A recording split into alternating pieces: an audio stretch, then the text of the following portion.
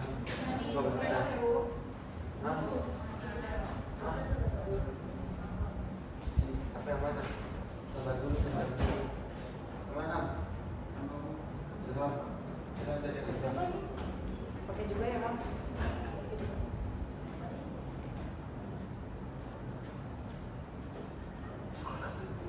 Oh, atas. Nah, sabar dulu.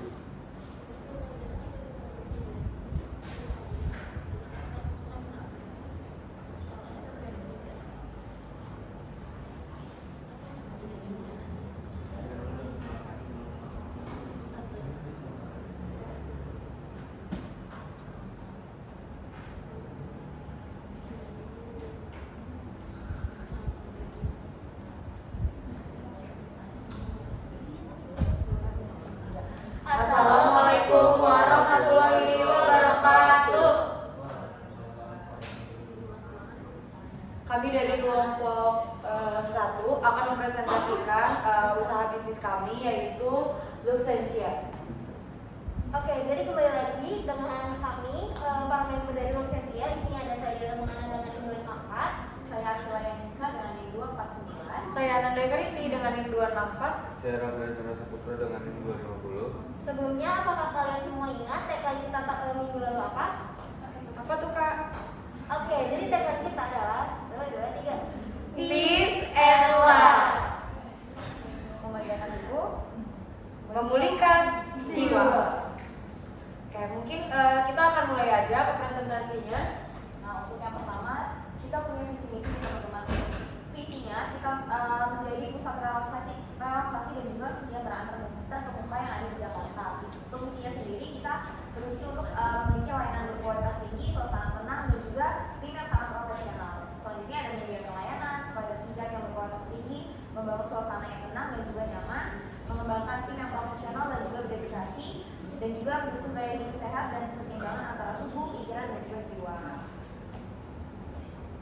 Nah, untuk analisis pasarnya, kita ada SWOT terlebih dahulu. Yang pertama ada peluang atau opportunities. Di sini kita punya program loyalitas, peningkatan kesadaran kesehatan, menyelenggarakan workshop dan kelas. Nah, untuk strength-nya sendiri atau kekuatannya sendiri, kita memiliki tim terapis yang benar-benar terlatih dan juga berpengalaman di teman-teman. Selanjutnya ada layanan yang ramah lingkungan dan juga aman bagi kesehatan bagi para customer kita. Dan juga ada reputasi yang baik dalam memberikan layanan yang berkualitas tinggi. Karena kita memiliki branding yang cukup bagus saat kita memiliki bisnis ini. Untuk ancaman atau threats-nya, di sini kita banyaknya penyedia layanan sepadan pasar. Selanjutnya ada konsumen dapat berpindah ke alternatif lain dan juga perubahan dalam regulasi kesehatan dan juga pengamatan. Untuk kelemahannya sendiri atau lintas, kita di sini punya banyak pesaing dan juga tim terapis yang terlatih dan juga berpengalaman di luar sana. Ada juga ada layanan yang ramah lingkungan dan juga aman bagi kesehatan dan juga reputasi yang bisa dibilang kita harus memenuhi itu dari saat kita memulai bisnis ini. Nah, untuk target pasar sendiri, kita memiliki pekerja lapangan, pasangan, wanita, dan individu yang peduli akan kesehatan mereka, orang tua, hingga kelompok sosial ataupun ibu hamil. Nah, untuk peran pasar sendiri, kita memiliki peningkatan kesadaran kesehatan, teknologi baru, dan juga layanan yang ramah lingkungan. Oke, baik. Mungkin sebelumnya teman-teman minggu lalu pasti sudah melihat ini nih. Jadi ini adalah strategi produk dan jasa, dan nggak mungkin setiap bisnis itu tuh nggak punya strategi, karena di sini kita tujuannya itu untuk memiliki minat pelanggan, untuk membangun loyalitas kepada pelanggan, dan juga untuk meningkatkan kepuasan pelanggan. Nah, di sini kita juga banyak menawarkan beberapa layanan, dan juga di sini untuk strateginya pertama di sini ada di diversifikasi layanan, yaitu yang berarti kan banyaknya layanan yang kita buat nih, misalnya dari berbagai macam, dari pijat, dari lulur, dari perawatan rambut, terus selanjutnya juga dari layanan spesialisnya juga ada seperti pijat untuk ibu hamil, untuk pijat olahraga, untuk terapi refleksi, dan untuk menarik segmen masa tertentu kan berarti. Nah, selanjutnya untuk yang kedua tuh ada penggunaan produk alami dan organik. Di sini kita tuh menawarkan dengan menggunakan minyak esensial, scrub, krim yang terbuat dari bahan-bahan alami dan organik, karena semakin banyak konsumen yang lebih peduli kalau misalnya bahan yang kita tawarkan ini bahan yang alami dari lingkungan. Selanjutnya di sini juga kita melihat dari strategi produk custom dan personalisasi. Di sini kita itu menyediakan pilihan pelanggan untuk memilih aroma pijatnya mereka, untuk memilih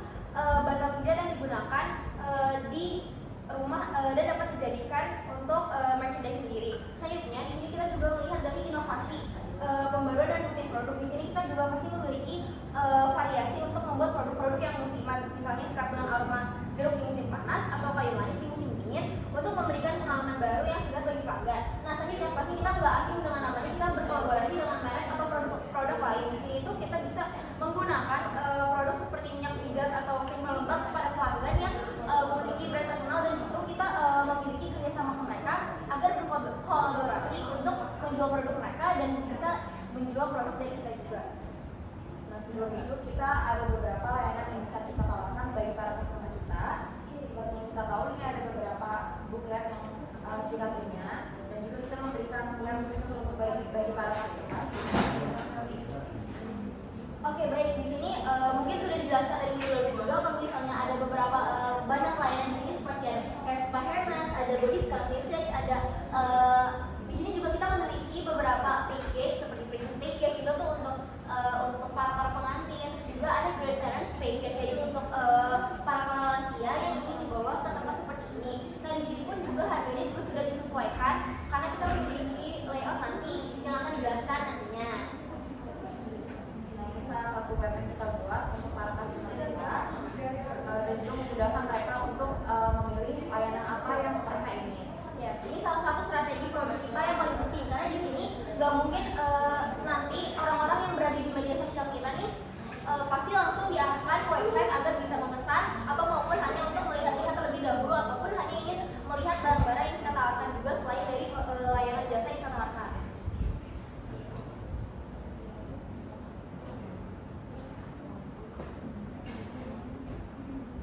Oke, lanjut ke strategi pemasaran. Kita yang pertama ada branding.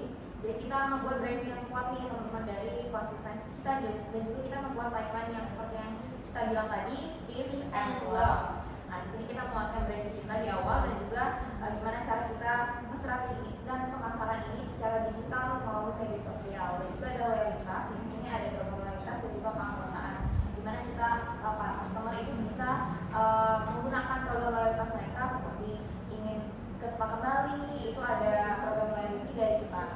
Selanjutnya ada kemitraan dan juga kolaborasi. Ini kita bisa menjalin kerjasama dengan hotel, penghiburan, atau studio hingga influencer. Karena itu kita juga bisa mengibarkan produk kita ke maskapai penerbangan untuk seperti Aeroproperty dan juga beberapa produk yang bisa kita pasarkan. Selanjutnya ada promosi dan juga diskon spesial.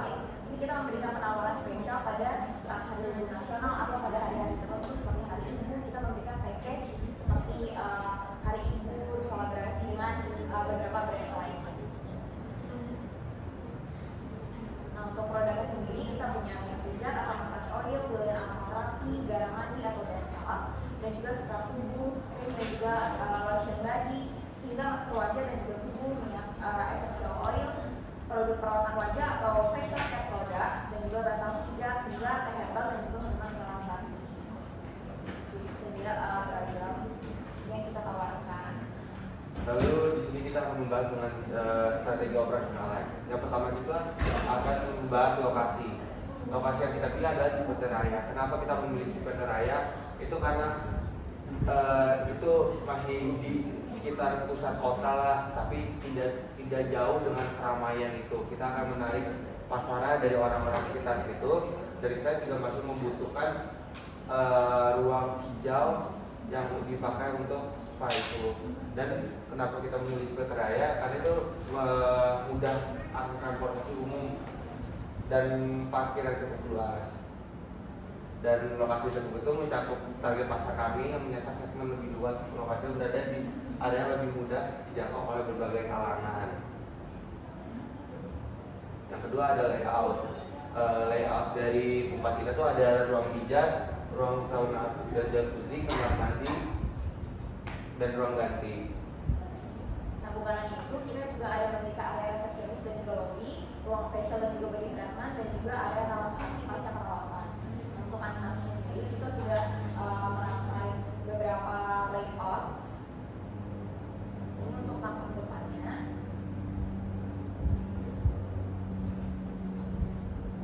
Ini untuk tampak dalam.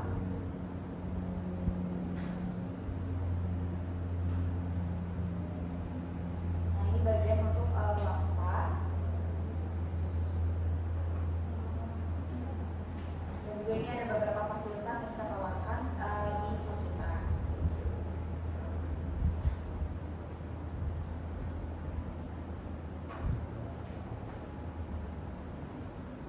terus ada proses operasionalnya. Untuk untuk kita ada spa di Lucensia ini, kita pertama harus reservasi dulu. Penyambutan konsultasi pelanggan itu bisa reservasi dulu, terus itu disambut setelah menentukan jadwal akan disambut dengan tim kami yang ada di toko. Terus kita akan pelanggan bisa konsultasi dulu dengan staff-staff kami yang ada di situ. Kedua ada layanan pijat dan perawatan penggunaan produk. Nanti staff kami akan menanyakan mau memilih layanannya apa dan menggunakan produk apa. Terus ada fase perawatan, penawaran produk, lalu pembayaran dan feedback. Akan ada penawaran produk setelah kita memberikan layanan spa itu ya, kepada customer. Jadi pelanggan ini bisa dipersilakan untuk beristirahat di area relaksasi atau mandi di ruang mandi, hingga setelah itu kita bisa menawarkan produk yang kita gunakan selama perawatan. Jadi kita bisa juga memasarkan produk-produk yang kita punya. Setelah itu kita ada proses payment dan juga feedback. Nah, feedbacknya ini kita bisa langsung ataupun bisa survei dalam online.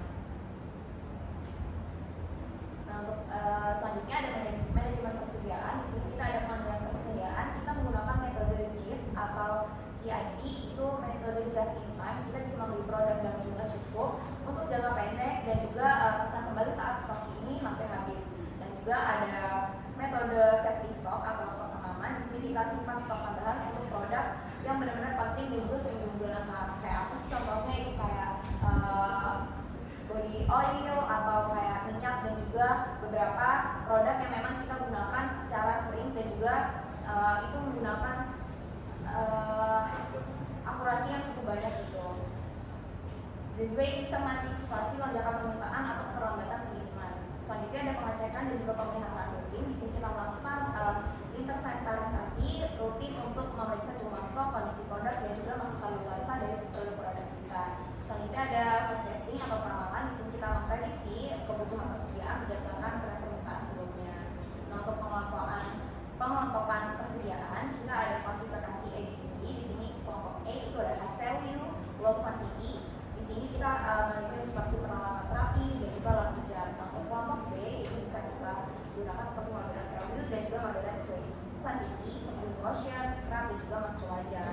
Nah, untuk kelompok C itu low value, high quantity seperti hanya sekali pakai dan juga tisu. Nah, untuk pengelompokan berdasarkan fungsi, kita punya produk operasional seperti minyak pijat, handuk dan juga galian aromaterapi teman-teman. Nah, selain itu kita juga produk penjualan, kita ada tim perawatan, kulit, sabun rambut dan juga minyak facial. Untuk produk penunjang, kita bisa bercontoh ini seperti jubah mandi, sandal dan juga peralatan nyaman atau teh herbal. Nah, untuk teknologi sendiri, kita punya beberapa teknologi yang bisa digunakan untuk spatula ini seperti software manajemen persediaan. Kita bisa memakai sistem POS atau point of sale yang sangat terintegrasi dan juga sistem ERP, Enterprise Resource Planning dan juga barcode scanner dan juga RFID. Bukan hanya itu, kita juga memakai aplikasi pemesanan dan juga monitoring stok untuk memudahkan kita saat ada yang pesan dan juga kita ada dalam usaha memonitoring stok kita. Seperti kita bisa menggunakan aplikasi mobile dan juga dashboard monitoring. Oke, selanjutnya di sini ada aspek legalitas dari perusahaan kami. Yang pertama, izin usaha kami ini sudah melakukan pendaftaran dan nanti akan melakukan sertifikat terapis untuk terapis yang mendaftar. Kemudian bentuk badan hukum kami adalah CV atau Commandeer Finance Cap atau persekutuan komanditer. Nah, kemudian perizinan ini masuknya izin lingkungan dan izin kesehatan terkait limbahnya. Oke.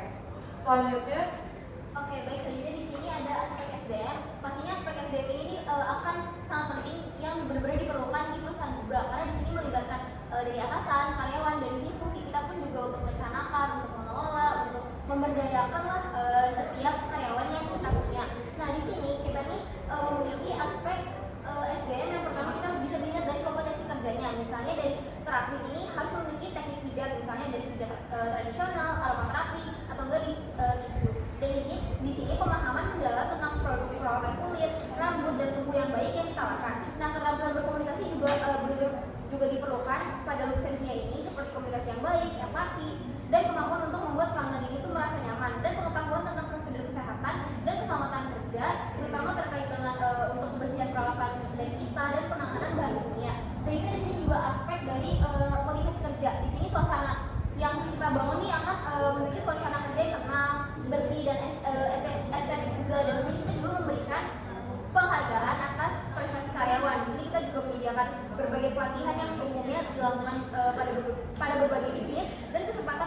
jabatan. Dan di sini kita juga menawarkan gaji yang sesuai dengan pasar dan benefit tambah seperti diskon perawatan.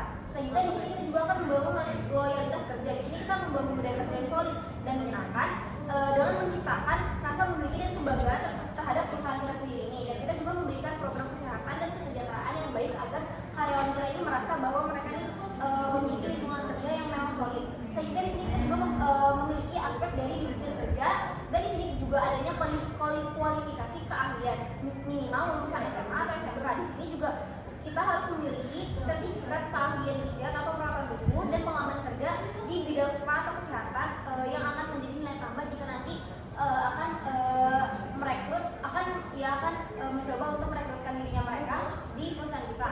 Sehingga di sini juga di sini kita akan memperhatikan jumlah dan kapasitas SDM kita. Di sini kita juga akan menentukan jumlah teknis kita, akan resepsionis, terus staf pendukung juga yang dibutuhkan dengan kapasitas dari staf. Di sini kita juga akan menentukan jam kerja yang efektif dan efisien juga. Jika diperlukan, nanti kita juga bisa menerapkan sistem kerja shift untuk memenuhi kebutuhan operasional juga.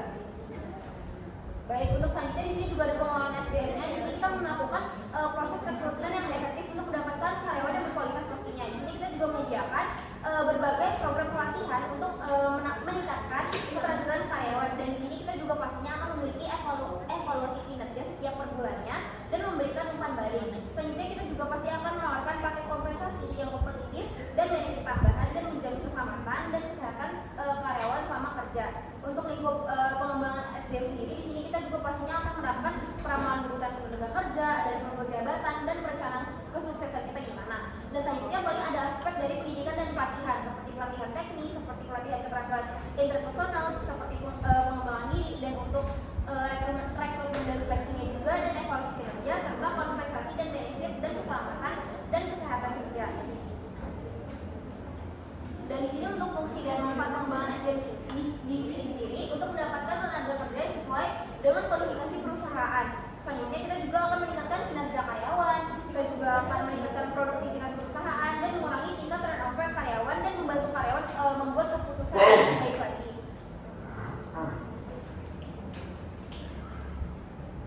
Oke, selanjutnya kita masuk ke aspek finansial. Ini kita membuat tabel estimasi. Yang pertama di tabel estimasi anggaran. Yang pertama ini ada total biaya awalnya, mencakup sewa tempat, renovasi, kemudian perawatan, izin usaha itu di 130 juta.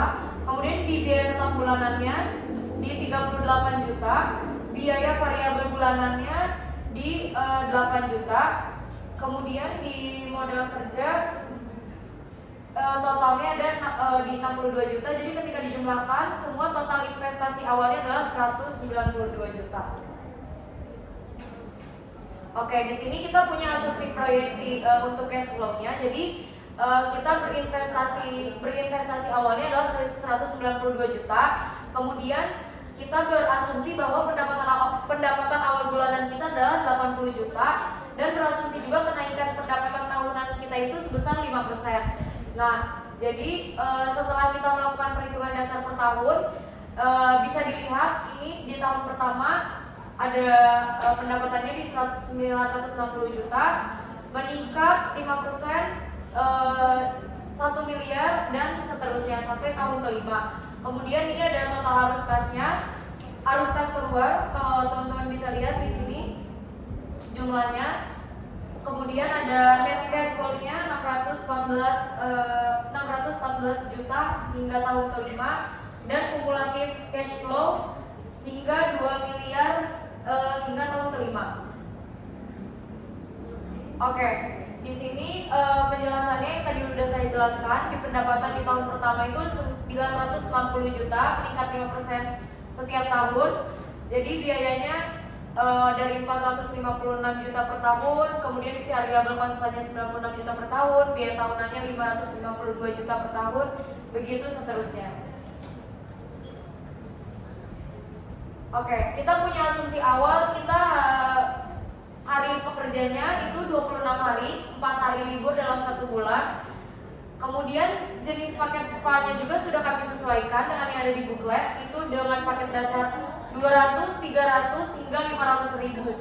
Nah, kita menghitung rasio pengunjung, misalkan 50% orang memilih paket dasar, 30% memilih paket menengah, 20% memilih paket premium. Jadi kita mulai menghitung frekuensi pengunjung per harinya. Jadi total pengunjung yang dibutuhkan per bulan untuk mencapai target kita adalah kita menghitung dari persenannya dikali tiap paket, kemudian dari target pendapatannya kita dibagi oleh jumlah rata-rata harga. Jadi totalnya setelah kita hitung adalah 276 pengunjung per bulan. Jadi kita harus mengejar target sekitar 11 pengunjung per harinya. Oke, ini kita melakukan kriteria investasi. Asumsi dasarnya masih tetap sama sesuai yang ada di tabel. Kemudian kita melakukan proyeksinya, periode evaluasinya 5 tahun dan suku bunga diskontonya sebanyak 10%. Oke, di sini ada perhitungan ARR. Nah, jadi rata-rata laba bersih tahunan kita setelah dilakukan perhitungan, rata-rata laba bersih dibagi investasi awal itu totalnya adalah 5,52%. Jadi tingkat pengembalian rata-rata tahunan kita adalah 5,52%. Nah, ini tuh pengembaliannya lebih rendah dari tingkat diskonto yang kita harapkan, yaitu 10%. Jadi hal ini menunjukkan bahwa investasi kurang menguntungkan. Oke, mari kita lihat ke perhitungan selanjutnya ada di payback period. Berapa tahun sih akan kembali? Setelah kita melakukan perhitungan di tahun pertama, kedua, ketiga, keempat, dan kelima, ternyata payback period kita ini tidak tertutupi dalam 5 tahun. Jadi dapat disimpulkan bahwa investasi ini dalam 5 tahun tidak akan kembali. Karena setelah 5 tahun itu kita masih memiliki jumlah uang yang tersisa yang belum tertutupi adalah 138 juta. Jadi hal ini menunjukkan bahwa periode pengembalian investasi ini hitungannya terlalu lama untuk bisnis ini. Kemudian kita melakukan perhitungan NPV. Ini kita sudah melakukan perhitungan dari total dari arus kas masuk. Jumlahnya hasilnya negatif. Nah, karena NPV-nya negatif berarti menunjukkan bahwa investasi ini tidak layak dijalankan karena nilai sekarang dan dari arus kas masuk lebih kecil daripada investasi di awal. Oke, selanjutnya ada perhitungan BCR atau benefit cost ratio. Sudah dilakukan perhitungan per tahunnya. Kemudian kita sudah menghitung juga PV atau arus kas masuknya itu sebesar 39.847.436. Kemudian setelah melakukan perhitungan BCR-nya ada di 0,21 yang artinya kurang dari 1. Jadi artinya setiap 1 rupiah biaya yang dikeluarkan hanya menghasilkan benefit sebesar 0,21 rupiah. Karena BCR-nya kurang dari 1, maka proyek ini tidak layak secara finansial. Nah, oke, kita lanjut menghitung PI. Nah, sebenarnya BCR sama PI ini hampir sama. Jadi proyek ini sebenarnya disimpulkan tidak menguntungkan. Nah, hasilnya karena 0,21, karena kedua metode ini pada dasarnya mengukur hal yang sama dari BCR dan PI, perbandingan antara benefit dan cost. Jadi kedua indikator ini dapat diperhitungkan bahwa proyek ini tidak layak untuk dilaksanakan karena nilai yang dihasilkan kurang dari 1. Jadi manfaat yang diperoleh ini kecil daripada biaya yang dikeluarkan dan return yang dihasilkan tidak sebanding dengan hasil investasi awal. Oke, ini ada ringkasannya. Dari ARR yang 5,52%, kemudian payback period yang lebih dari 5 tahun, NPV-nya yang 608, IRR minus 15%, BCR 0,2, PI 0,2. Di sini kita udah membuat penjelasannya bahwa ARR-nya itu tergolong rendah. Ini standar minimum tingkat pengembalian yang investasi yang diharapkan. Kemudian payback periodnya juga lebih lama dan NPV-nya juga menghasilkan komponen yang IRR dan BCR-nya negatif. Jadi memberikan sinyal bahwa hasil ini mungkin tidak cukup kuat untuk membuat bisnis bisnis usaha spa kami ini layak. Kemudian dengan IRR sebesar minus 15% yang sudah dijelaskan tadi menunjukkan bahwa tingkat pengembalian proyek ini lebih rendah daripada biaya modal kita atau investasi awal kita. Kemudian dari BCR dan PI juga menunjukkan bahwa kita berpotensi menghasilkan kerugian yang lumayan signifikan. Jadi berdasarkan hasil perhitungan ini, bisnis kita sebetulnya tidak layak untuk dijalankan. Meskipun ada NPV yang positif di sini, tapi indikator lainnya itu menunjukkan negatif. Jadi kesimpulannya proyek ini mungkin tidak menguntungkan dan memiliki resiko finansial yang tinggi. Untuk aspek alam dari ini kita memiliki fisik dan lingkungan itu penggunaan air dan aromaterapi, yaitu sosial, dampak sosial dan ekonomi pada masyarakat lokal. Yang ketiga ada limbah, pengelolaan limbah cair padat dan beberapa bahan perawatan pada manajemen khusus dalam penanganan agar tidak mencemari tanah dan air. Yang keempat ada tata ruang dan lahan, tidak mengganggu lingkungan perumahan antara area konservasi membutuhkan area hijau yang memadai. Yang kelima itu ada aspek energi. Usaha spa menggunakan alat-alat yang butuh energi tinggi seperti pemanas air, sauna, peralatan lain yang menggunakan energi yang efisien perlu diperhatikan agar tidak memberikan beban berlebih pada sumber daya energi setempat. Yang enam ada perizinan dan regulasi. Usaha spa dan harus mematuhi regulasi setempat termasuk izin usaha dan izin lingkungan dan izin kesehatan. Aspek-aspek di atas perlu dipertimbangkan secara menyeluruh untuk memastikan usaha spa dan bisnis berjalan secara berkelanjutan, tidak merusak lingkungan serta memberikan dampak negatif pada positif bagi masyarakat sekitar.